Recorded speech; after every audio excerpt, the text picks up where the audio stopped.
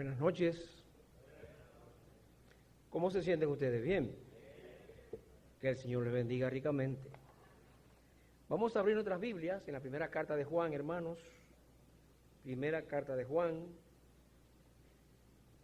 Vamos al capítulo 3 de esta carta.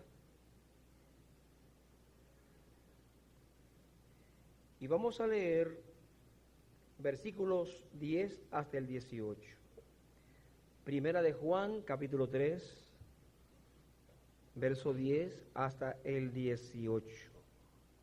Dice así la palabra del Señor.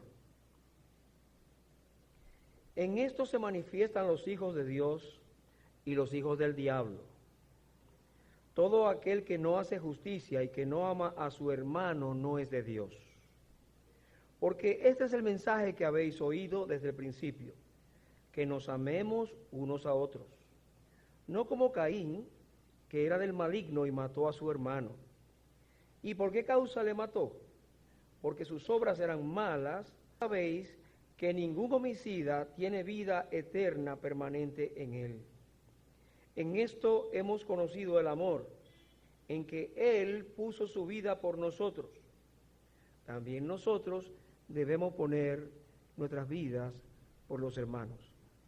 Pero el que tiene bienes de este mundo y ve a su hermano tener necesidad y cierra contra él su corazón, ¿cómo mora el amor de Dios en él? Verso 18. Hijitos míos, no amemos de palabra ni de lengua, sino de hecho y en verdad.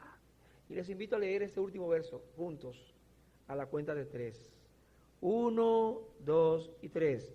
Hijitos míos, no amemos de palabra ni de lengua, sino de hecho y en verdad. Amén. Vamos a orar. Padre nuestro que estás en los cielos, gracias. Reuniéndonos para alabar tu nombre y para estudiar tu palabra.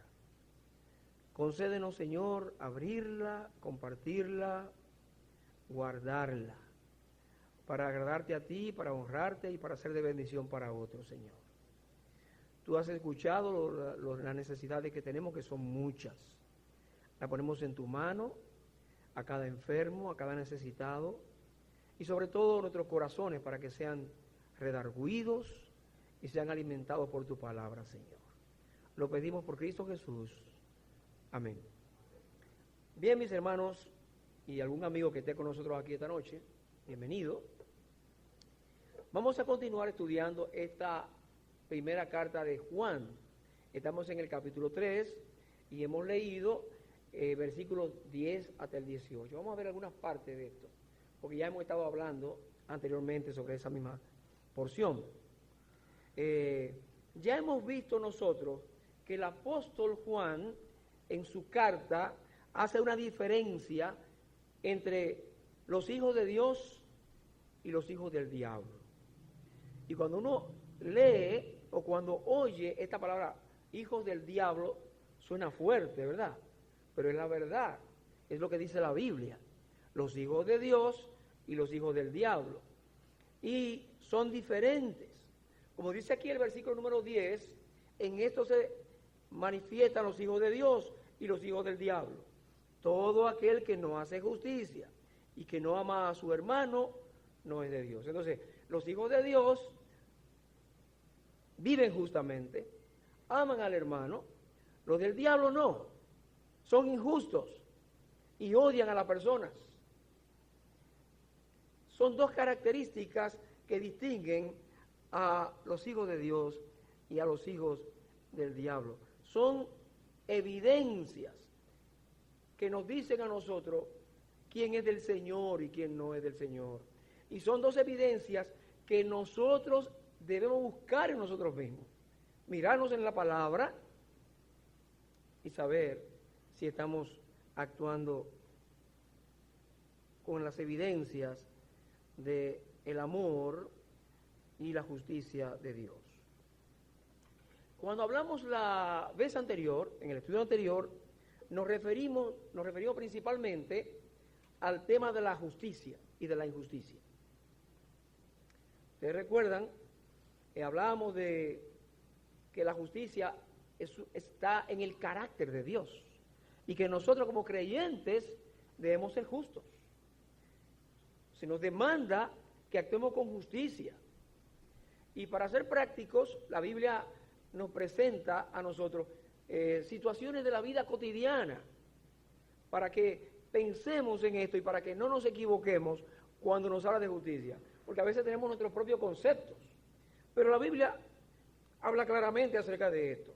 Y, por ejemplo, se refiere a lo que sucede en los tribunales, en la justicia. Y para el creyente el mensaje es que nosotros debemos tratar a todos por igual. La advertencia de la palabra es que no vamos a favorecer al pobre porque sea pobre.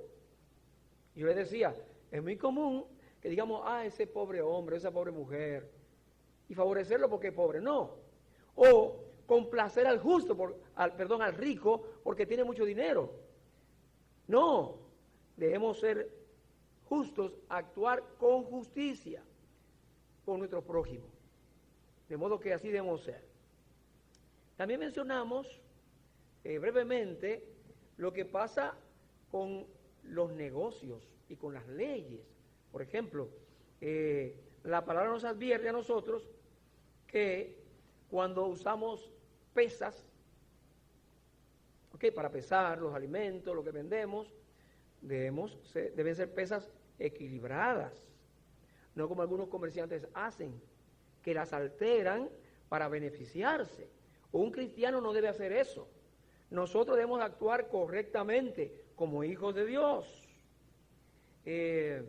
Algunos, como dije, promueven leyes para favorecerse a ellos mismos. Por ejemplo, ustedes han escuchado a veces lo que dicen que los legisladores, y no quiero entrar en asuntos políticos, pero ¿cómo van a hacer leyes para beneficiarse ellos mismos?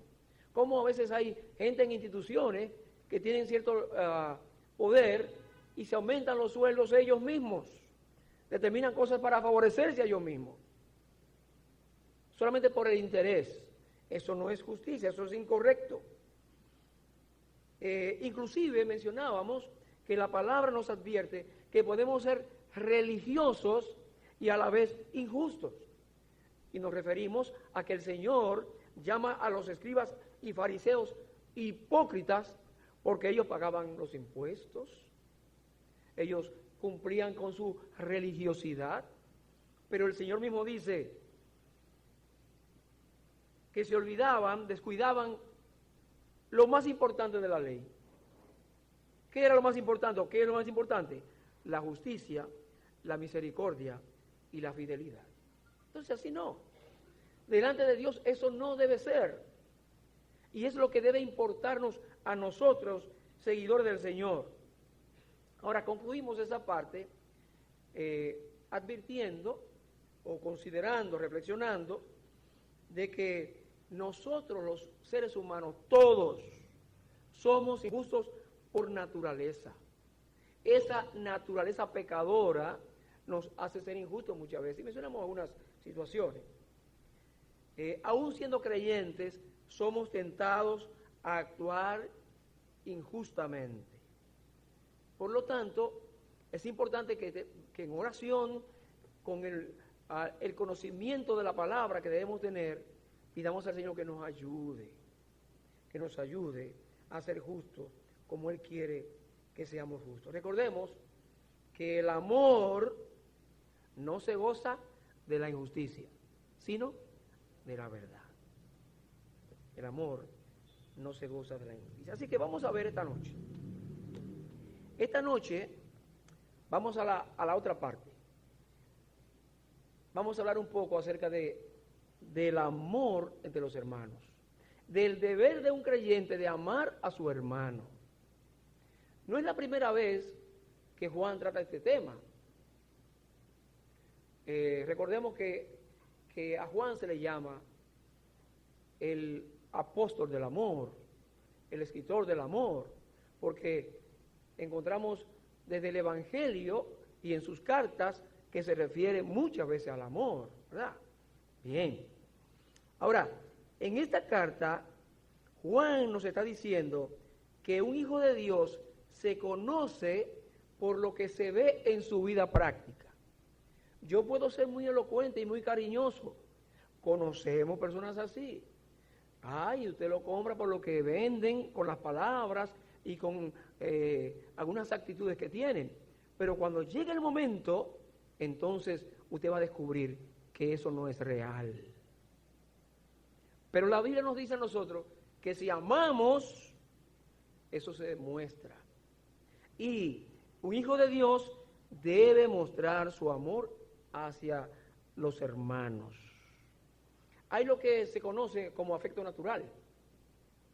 Óigame, de manera natural sentimos amor por nuestros familiares, los hijos, la esposa, el esposo y hasta los vecinos y amigos que conocemos. Compartimos con personas en la escuela.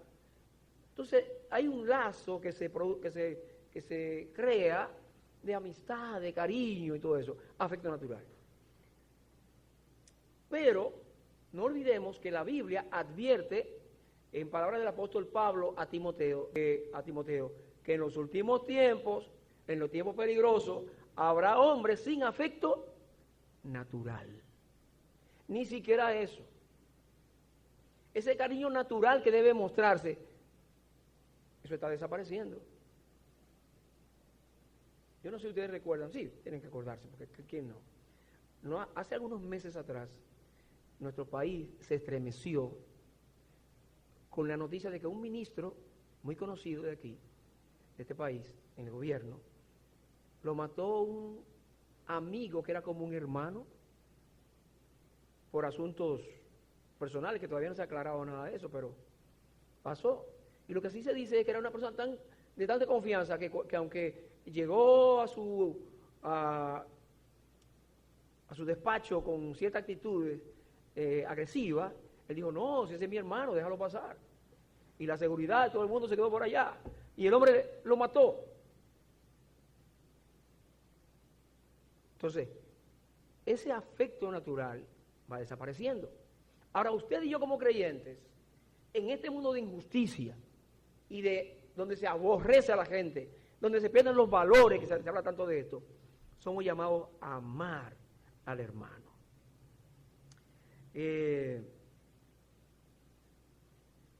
El amor caracteriza a los hijos de Dios y va mucho más allá de lo que es el afecto natural, porque ese amor nos llega a nosotros directamente de Dios. No es que lo tenemos nosotros de manera natural en el corazón, no, sino es Dios quien pone ese amor divino en nosotros. Vamos a Romanos el capítulo 5, versículo 5. Y alguien que guste leerlo, si quiere, Romanos 5:5, ver lo que dice. Por favor.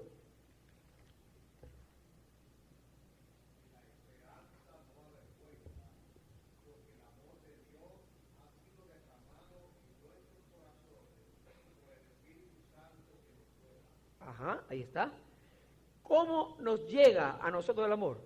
Porque el Espíritu Santo lo derrama en nuestros corazones. Y cuando nuestro corazón se llena del amor de Dios, entonces podemos también compartirlo con los demás. No podemos dar lo que no tenemos. Y recuerde usted, mi hermano, recordemos nosotros que el amor se produce como fruto del Espíritu Santo.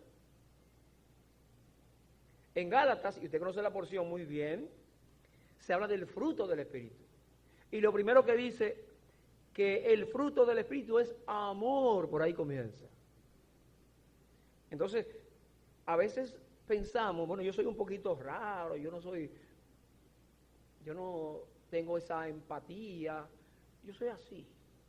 Hermano, si somos de Cristo, si somos del Señor, debemos mostrar el fruto que el Espíritu Santo ha puesto en nuestro corazón. Es imposible negar esto.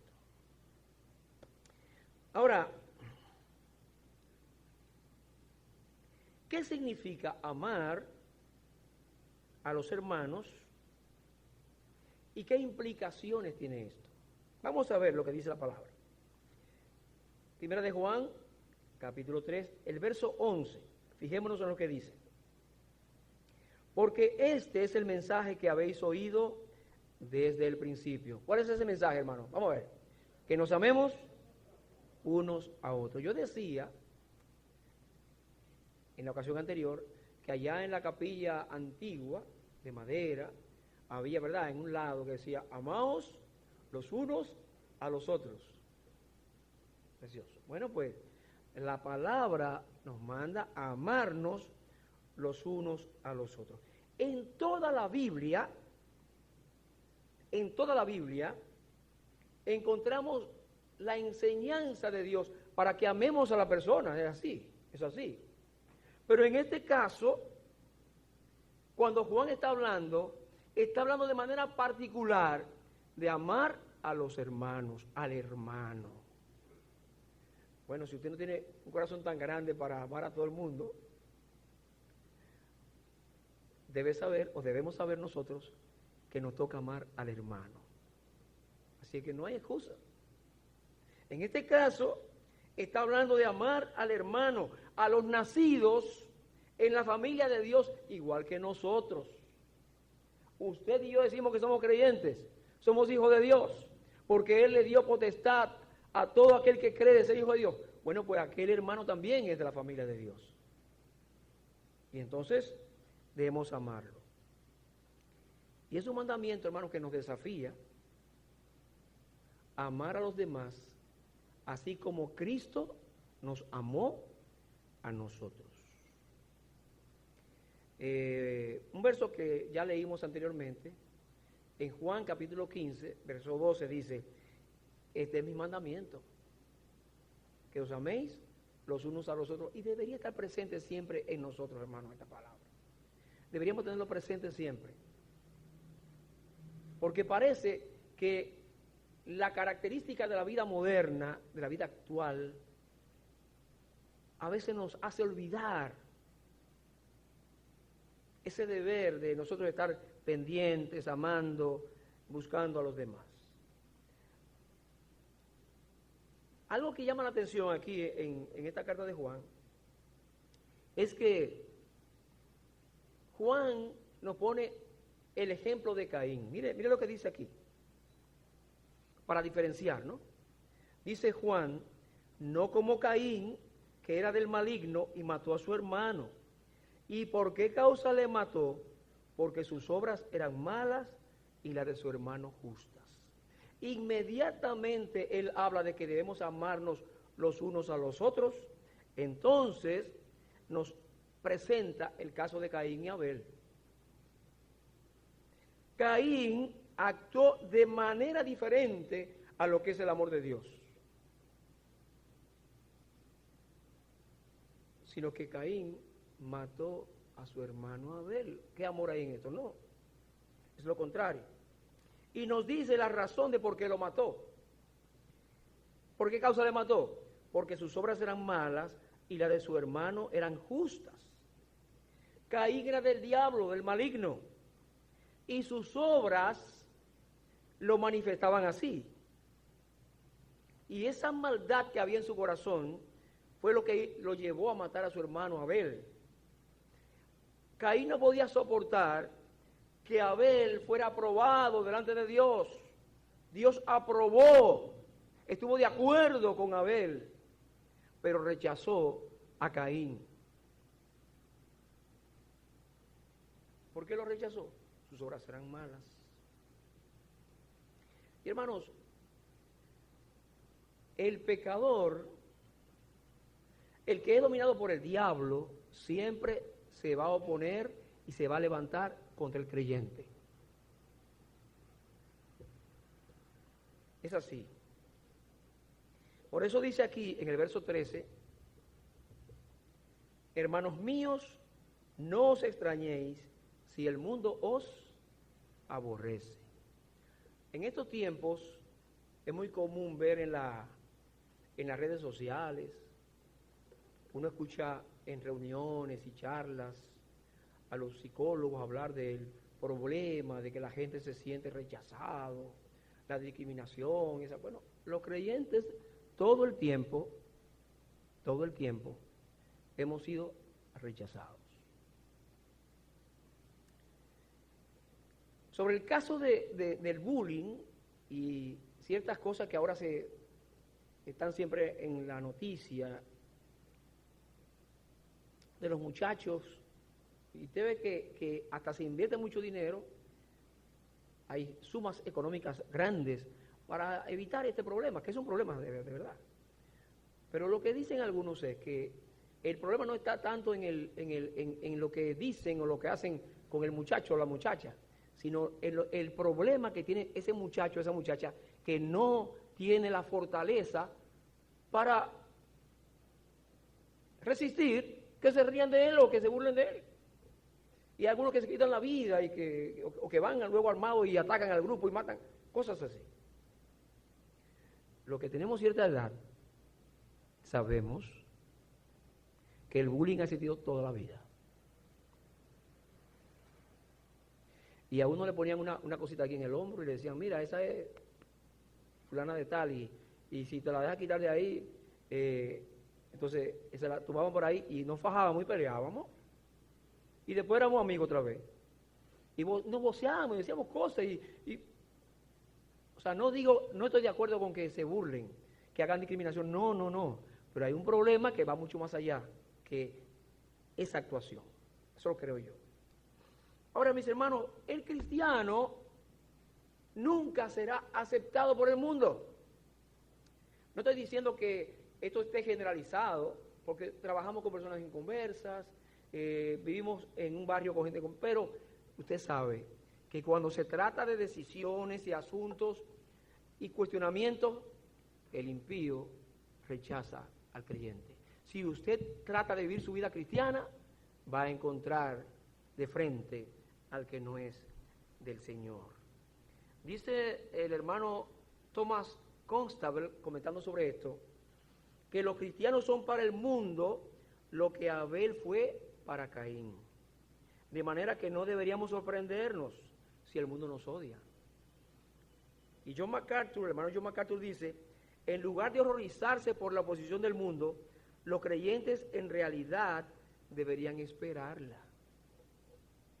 ¿Se ve? Hay que estar listos, que no nos desmorone el bullying o la discriminación por ser creyente, sobre todo los jóvenes. A veces en los grupos, con los amigos, ellos cuentan sus chistes y sus hazañas, y a veces usted se siente que no está incluido, porque usted no es como ellos. Gloria a Dios. Entonces, ellos siguen a Satanás y usted está siguiendo al Señor. El Señor Jesucristo advirtió a los apóstoles que el mundo los aborrecería. ¿Qué dijo el Señor? Si el mundo os aborrece, sabed que a mí me han aborrecido antes que a ustedes. Nuestro Señor pasó lo que nosotros todavía no conocemos, no nos imaginamos, pero Él lo soportó por amor a nosotros. Él se sometió, siendo Rey de Reyes y Señor de Señores, al escarnio y la vergüenza, a las limitaciones por nosotros. Ahora, ¿qué haremos nosotros? Bueno, a veces hay que tomar decisiones, a veces hay momentos en que tenemos que reaccionar, primeramente marcando la línea, eso es importante, marcando la línea delante de los que no son creyentes y que nos ofenden muchas veces, hay que ponerle las líneas. Ahora, vamos a hacerlo como cristianos, como creyentes, porque esa persona más adelante puede ser alguien al que tengamos que hablarle.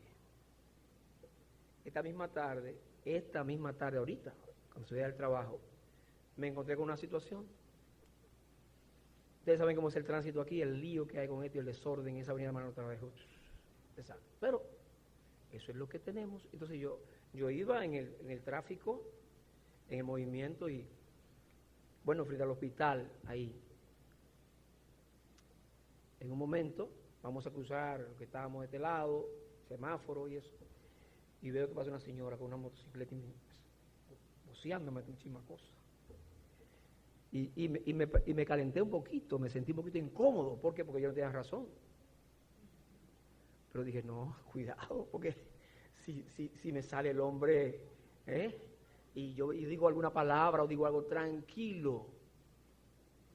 Y si tengo que en un momento después hablar con esa señora. Entonces, somos desafiados. Miren, yo leía en una meditación de La Buena Semilla, antigua, yo leía hace unos años atrás de un cristiano que fue encarcelado. El nombre es extraño y lo anoté aquí. Se llamaba, no sé, Demeter, prisionero en Rumania, como te quiero decir. Lo metieron en la cárcel por su fe en Cristo. Recuerden que esas naciones durante mucho tiempo estuvieron dominadas por el comunismo. Y a ese hermano, a ese creyente, no solamente lo metieron en la cárcel, lo maltrataban. Y un carcelero, uno de esos guardias, le golpeó con un martillo en la columna vertebral. Aquel hombre quedó sin poder caminar. Jamás pudo caminar. Bueno, cambió el régimen, ¿verdad? Las cosas han cambiado un poco por esos lados ahí. No tanto, pero han cambiado. Y entonces ya él estaba en su casa. 20 años después, el guardia se acercó a Demeter. Y llegando donde él le dijo, mira, yo sé que tú no me vas a perdonar. Lo que yo te hice no tiene perdón, pero por lo menos quiero que conozcas que yo estoy arrepentido de eso que hice. Y aquel cristiano, en su lecho, postrado allí, por causa de aquel hombre, le dijo, mira, yo tengo 20 años orando por ti al Señor. Estás perdonado. Y uno lo escucha y se emociona, ¿no? Pero ojalá que cuando nos toque a nosotros podamos actuar de manera parecida a como hizo este hombre, a como el Señor nos enseñó. Padre, perdónalos, porque no saben lo que hacen. Entonces, ahí tenemos una buena lección, hermanos. ¿Cómo es? ¿Cómo que está la cosa de ahora? Ok, está bien. Así que no nos extrañemos. En el mundo tenemos aflicción, tenemos persecución, tenemos oposición. Es lo natural para nosotros los creyentes. Pero adelante con el Señor. Ahora, el apóstol aquí, vamos al versículo 14, dice, nosotros sabemos que hemos pasado de muerte a vida en que amamos a los hermanos. El que no ama a su hermano permanece en muerte. Todo aquel que aborrece a su hermano es homicida. Y sabéis que ningún homicida tiene vida eterna permanente en él. Todo aquel que aborrece a su hermano es homicida. Hermano, ¿tenemos a alguien a quien aborrecemos, a quien odiamos? Un hijo de Dios no puede. No es la naturaleza de un hijo de Dios. Y aquí dice la palabra que el que aborrece a su hermano es homicida. Un homicida es una persona que le causa la muerte a otra. Así que cuando odiamos, cuando aborrecemos a una persona, es como matarla en nuestros corazones. El que aborrece a su hermano es un asesino en potencia, es un homicida en potencia. No lo hemos hecho, pero ay, si yo pudiera agarrarlo. Usted ve. Vamos a Mateo capítulo 5, versos 21 y 22. Alguien que lo lea, por favor. Mateo 5, 21 y 22, parte del Sermón del Monte, Mateo capítulo 5, versos 21 y 22.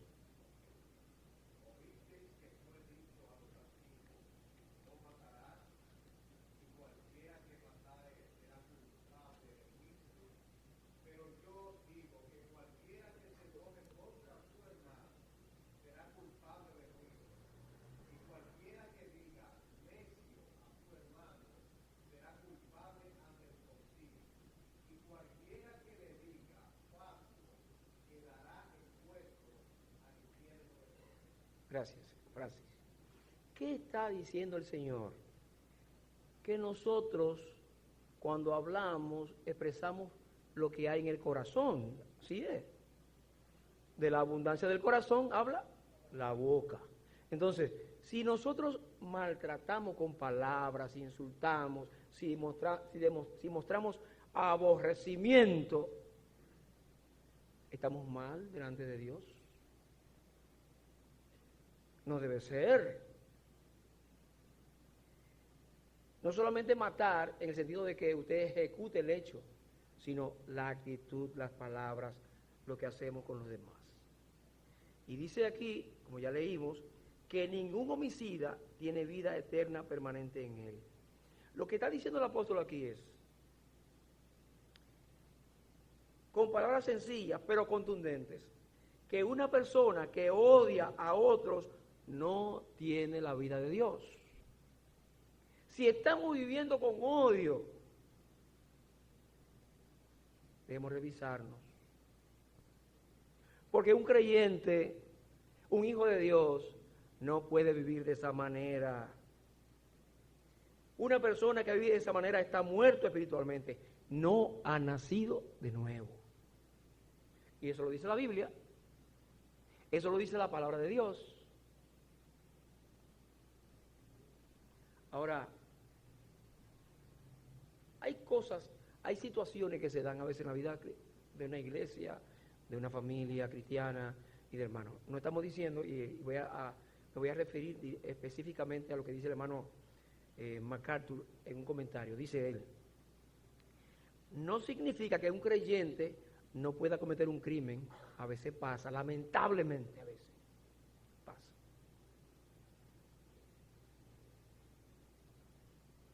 Ha pasado. No significa que también que si alguien mató a otro, no pueda ser perdonado.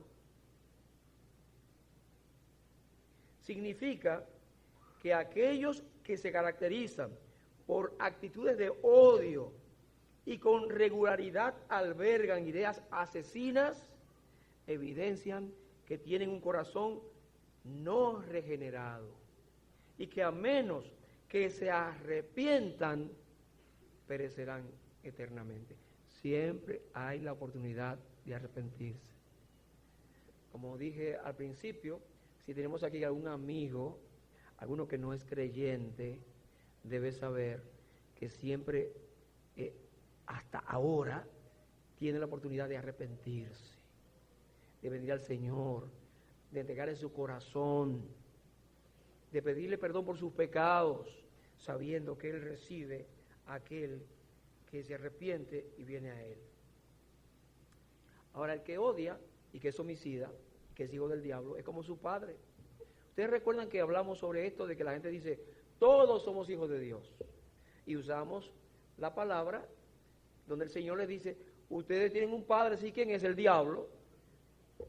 Y el diablo es homicida. Y el que actúa como él está demostrando que es su hijo. ¿Se ve?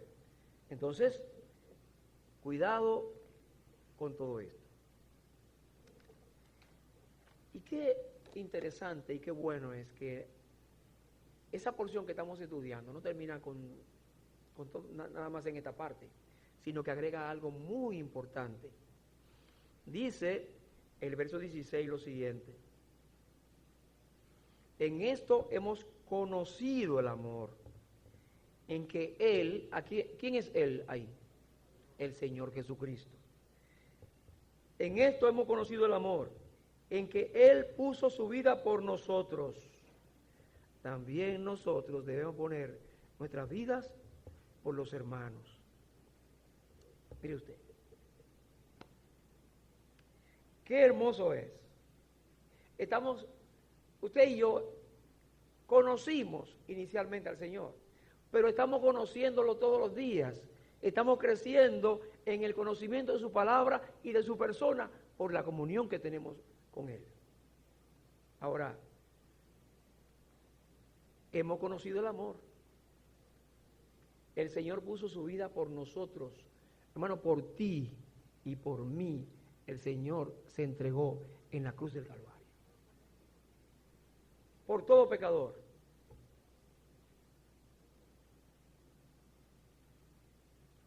No hay otra mayor manifestación de amor de parte de Dios, sino la persona de Cristo y su obra, su muerte, su resurrección.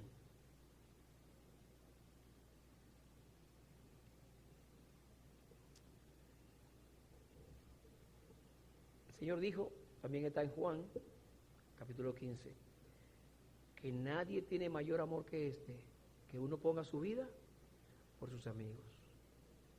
El Señor se entregó por nosotros. Pablo nos dice también, mas Dios muestra su amor para con nosotros en que siendo aún pecadores, Cristo murió por nosotros. No éramos nada buenos, no merecemos nada del Señor, pero por su gracia y su misericordia hemos sido acercados a Dios, hemos sido salvados, perdonados, hermano. Entonces, señalando esta gran verdad de este verso 16, el apóstol está diciendo, hemos conocido el amor, el Señor puso su vida por nosotros, y añade lo siguiente, también nosotros, ¿qué tenemos que hacer? Debemos poner nuestras vidas por los hermanos. ¿Y cómo uno escucha esa palabra? ¿Qué es lo que significa? Que yo tengo que ir a matarme por los hermanos. Bueno, pues estamos dispuestos a sacrificarnos por el hermano. ¿Hasta dónde? Saben que la iglesia primitiva, la iglesia en sus inicios, impactó al mundo con el poder del Espíritu Santo, con la palabra de Dios y con el testimonio que daba de que lo veían, cómo se amaban los hermanos y cómo vivían ellos. Yo creo que eso es parte de lo que hemos perdido como iglesia nosotros. Cuando miramos los problemas que hay con la iglesia, eso es una buena parte de lo que se ha perdido. La gente no ve, la gente no percibe muchas veces eso. Ahora uno se pregunta, ¿hasta dónde debemos llegar? Y le voy a leer parte de un testimonio que ustedes conocen, que es histórico, que es real, sobre una mujer creyente, y a muchos les suena este nombre, Corrie ten Boom. Corrie ten Boom. Esta mujer holandesa, cristiana, se dedicó con su familia a esconder a judíos y a otras personas que no eran judíos también, para salvarlos del genocidio que se dio en aquel tiempo. La Segunda Guerra Mundial. Eran varios en la familia, y esa casa de esa familia, y estoy leyendo algunos parrafitos, siempre fue una casa abierta para cualquier persona con necesidad. Esos hermanos eran muy activos en el trabajo social y su fe les inspiró a servir a la comunidad religiosa y a la sociedad en general. Así que cuando vino la Segunda Guerra Mundial, su hogar se convirtió en un refugio para gente que estaban persiguiendo.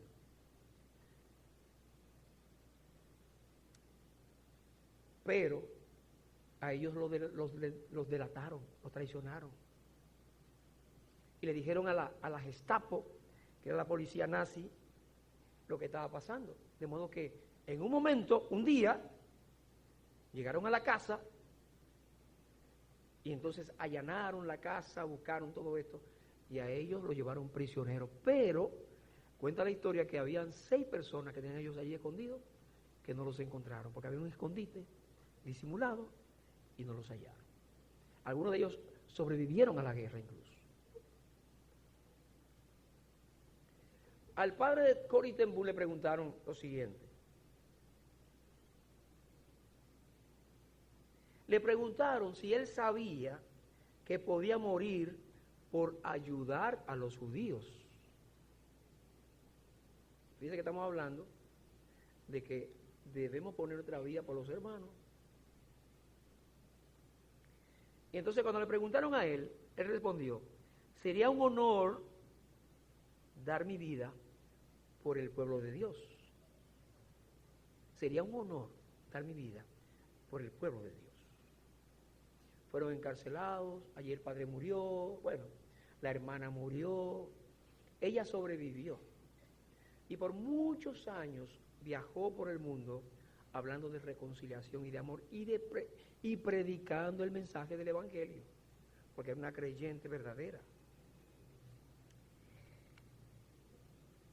Ella cuenta lo siguiente, ella escribió varios libros, y en uno de ellos, ella cuenta que predicando en Alemania, después de la guerra, se le acercó uno de los guardias más crueles del campo de concentración donde ella estaba. Y que aquel hombre se acercó para pedirle perdón. Inicialmente ella se resistió, pero se dijo a sí misma que como cristiana debía hacerlo. Y ella escribe en ese libro que fue capaz de perdonarlo y que le tomó su mano y sostuvieron la mano durante mucho rato. Es un acto hermoso de perdón. Esa mujer nunca se casó. Nunca se casó. Y murió el mismo día, un día en que cumplía años. Y este dato curioso, lo voy a leer, que es interesante que la muerte de Corrie ocurrió en su cumpleaños. En la tradición, dicen ellos, solo la gente muy bendecida muere el día de su cumpleaños. Hermano, ahí tenemos este caso. Y allá los judíos tienen un área donde tienen unos árboles plantados con los nombres de personas importantes y naciones que los ayudaron. Ahí estamos nosotros, por los judíos que vinieron a Sosúa. Hay un árbol allá plantado así, por nosotros. Y hay un árbol plantado por Corrie ten Boom también, por su familia. Ahora, hermanos, oiga esto. Nosotros estamos llamados a poner la vida por los hermanos. Ahora, no siempre vamos a estar en situaciones como esa. No siempre el creyente, el seguidor de Cristo, tiene que enfrentarse a vida o muerte. No, pero día a día nos toca dar testimonio del Señor. Día a día tenemos la oportunidad de colaborar, de demostrar amor por los demás. Y en eso debemos hacerlo. ¿Cómo se puede hacer esto? Bueno, mire lo que dice aquí. Verso 17. Vamos a leerlo con mucho cuidado. Pero el que tiene bienes de este mundo y ve a su hermano tener necesidad y cierra contra él su corazón, ¿cómo mora el amor de Dios en él? Y el 18, hijitos míos, no amemos de palabra ni de lengua, sino de hecho y en verdad.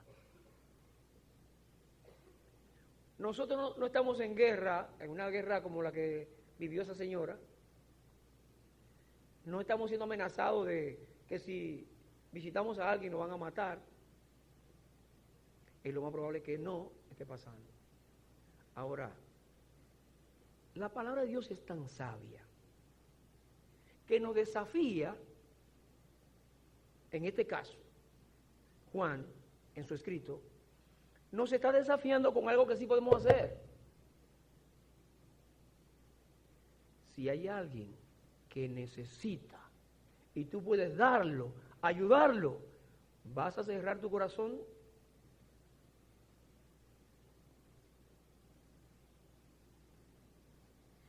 Notemos, hermanos, que ni siquiera aquí se hace la pregunta y se deja abierta para que cada uno la responda.